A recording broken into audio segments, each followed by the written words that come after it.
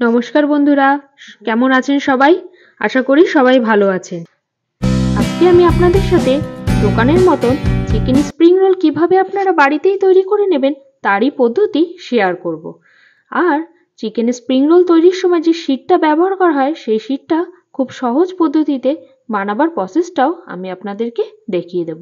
Chicken spring roll বানাবার জন্য প্রথমে চিকেনের পুরটা তৈরি করে নেওয়া যাক। সামান্য একটু সাদা তেল দিয়ে দিলাম, তারপরে দিয়ে দিলাম আদা রসুন কুচিটা, একটু নেড়ে চেড়ে নিয়ে সামান্য লঙ্কা কুচি আর পেঁয়াজ কুচি, তারপরে দিয়ে দিয়েছিলাম সামান্য একটু নুন। এরপরে গ্রেট করে রাখা বাঁধাকপিটা দিয়ে একটু নেড়ে চেড়ে নিয়ে দিয়ে দিলাম গাজর কুচিটা, তারপরে দিয়ে দিলাম স্লাইস করে রাখা চিকেনগুলিকে। তারপরে কিছুটা সময় ঢেকে একটু রান্না করে নিলাম। নামানোর আগে টমেটো সস আর সয়া সস আর দিয়ে দিলাম সামান্য ধনেপাতা। যারা পছন্দ করেন তারা অবশ্যই দেবেন, খেতে কিন্তু খুবই ভালো হয়। দেখুন আমার পুরটা একদম রেডি হয়ে গেছে।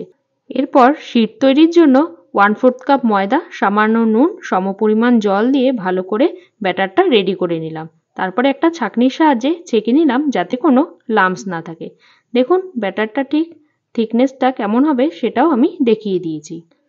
এবার আপনারা একটা নর্মাল প্যান বা ফ্রাইং প্যান নিয়ে নেবেন আর মোটামুটি ওই যেই কাপটা দিয়ে দেখালাম তার 1 কাপ মতন ব্যাটার আমি দিয়ে চারিদিকটাতে গোল করে সুন্দর করে ঘুরিয়ে নিলাম। তারপরে এক্সট্রা যে ব্যাটারটা থাকবে সেই ব্যাটারটা কিন্তু কাত করে ফেলে দিতে হবে, কোনো চামচ বা কোনো অন্য কিছুর সাহায্যে ফেলবেন না। এরপরে কানাটা একটু মুছে নিয়ে ফুটন্ত গরম জলের উপরে প্যানটা চাপিয়ে দিলাম। দেখুন কালারটা চেঞ্জ হয়ে যাচ্ছে। কালারটা চেঞ্জ হয়ে গেলে মোটামুটি 40-45 সেকেন্ড পরে বুঝতে পারবেন হয়ে গেছে। এরপরে 2-3 সেকেন্ড ফ্রাইং প্যানটাকে নিচে নামিয়ে রেখে দেবেন। দেখবেন সাইডগুলি শিটের ছেড়ে আসে। তারপরে হালকা হাতে আস্তে আস্তে করে শিটটাকে ফ্রাইং প্যানের থেকে তুলে দেবেন। দেখুন শিটটা কত সুন্দর হয়েছে, একদম ট্রান্সপারেন্ট হয়েছে। আশা করি শিটটা কিভাবে আমি তৈরি করছি সেটা আপনাদের বুঝতে কোনো অসুবিধা হয়নি। এরপরে স্প্রিং রোল তৈরির জন্য শিটগুলির মধ্যে চিকেনের পুরটাকে দিয়ে দিলাম। প্রথমে একটু গোল করে মুড়ে নিয়ে তারপরে দুটো সাইড সিল করে দিতে হবে। একদম লাস্ট মুখটাকে একটু ময়দা দিয়ে সিল করে নেবেন। দেখুন স্প্রিং রোলগুলি একদম রেডি হয়ে গেছে। দেখুন স্প্রিং রোলগুলি দেখতে একদম দোকানের মতন হয়েছে না? খেতেও কিন্তু দারুণ হয়েছিল। এরপরে স্প্রিং রোলগুলিকে সাদা তেলে ভেজে নেব। তেল গরম হয়ে গেছে। এরপরে একে এক করে স্প্রিং রোলগুলিকে দিয়ে লাল লাল করে ভেজে তুলে নিতে হবে। একটু কম আঁচ বেশি আঁচ করে ভাজতে হবে যাতে বাইরেটা একদম ক্রিপসি হয়ে যায়।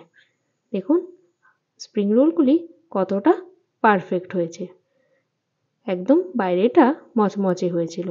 আমার রান্নাগুলি যদি ভালো লাগে অবশ্যই চ্যানেলটিকে সাবস্ক্রাইব করে নেবেন পরবর্তী রান্নাগুলি দেখার জন্য, আর লাইক শেয়ার কমেন্টস করবেন। আপনাদের সাহায্য ছাড়া কিন্তু আমি সামনের দিকে এগোতে পারবো না। দেখুন স্প্রিং রোলের থেকে একদম ধোঁয়া উঠছে। গরম গরম স্প্রিং রোল খেতে কিন্তু দারুণ লাগে।